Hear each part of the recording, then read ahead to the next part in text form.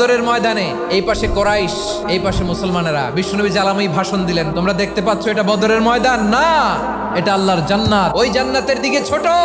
বিশ্বনবীর কথা শোনা মাত্র সাইয়েদনা উমাইর ইবনুল হুমাম বললেন বাখ বাখ, মানে চমৎকার। বিশ্বনবী বললেন মা ইয়াহমিলুকা আলা কওলিকা বাখ বাখ ইয়া উমাইর, আমার এই কথা শুনে তুমি কেন বললা বাখ বাখ?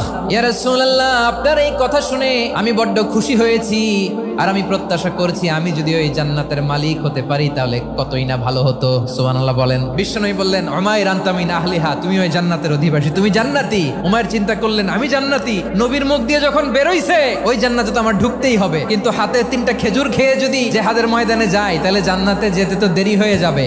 এই চিন্তা আসা মাত্রই খেজুর 3টাকে তিনি ছুঁড়ে মারলেন, তলোয়ার বের করে আল্লাহু আকবার বলে বদরের ময়দানে ঝাঁপিয়ে পড়লেন। আল্লাহর শত্রুদেরকে কচুকাটা করে এক পর্যায়ে শাহাদাতের সুধা পেয়ে নিজেও জান্নাতি হয়ে গেলেন। পড়েন সুবহানাল্লাহ। বদর